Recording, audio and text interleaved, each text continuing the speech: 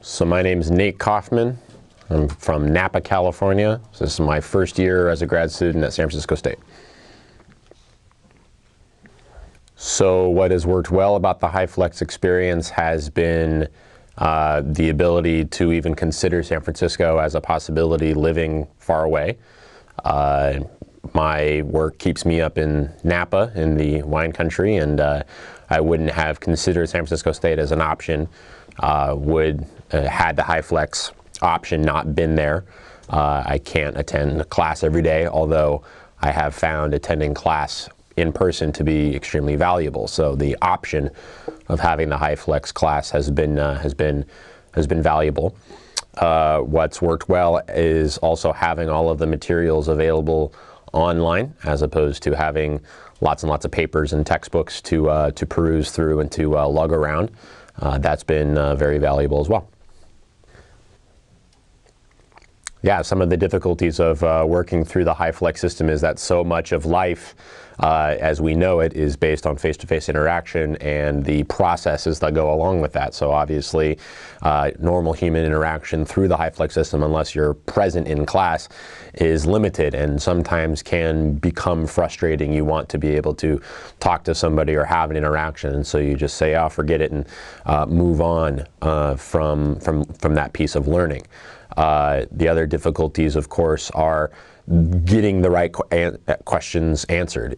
The professor obviously has to put every single piece of information online in order to answer any possible questions and every possible scenario of a student's experience. Are they going to be experiencing online live? Are they going to be doing it afterwards, asynchronously? So sifting through all the information does become difficult. And then there, of course, the technological questions that come with every bit of technological presenting. One of the things that I've noticed that's been exceptionally tough for one of my other classes has been listening to lectures after they've taken place, the audio recording. The mics are very difficult. They're not perfectly placed like this one is right here to be able to pick up the speaker's voice. They are scattered around the room, and background noise and other questions can garble the sound. I had one lecture I just gave up on listening to because I couldn't understand the speaker's voice. One of the things I would definitely suggest is trying as much as possible in the beginning of the course to come to a certain number of classes and develop a relationship with your instructor. It works out really well when, after you've developed that relationship, you can then sort of understand how the course works.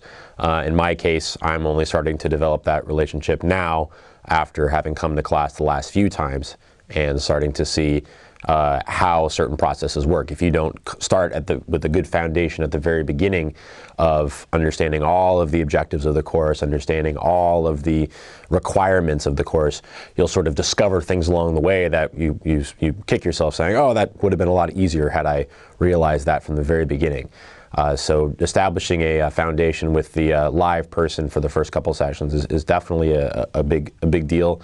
And then the third is setting time in your schedule to take care of everything. It becomes so easy to kick stuff down the road when you know that it's an online participation, especially if you're not required to be in class live necessarily. So setting yourself an hour of time every day, or if not more, to take care of all the additional pieces.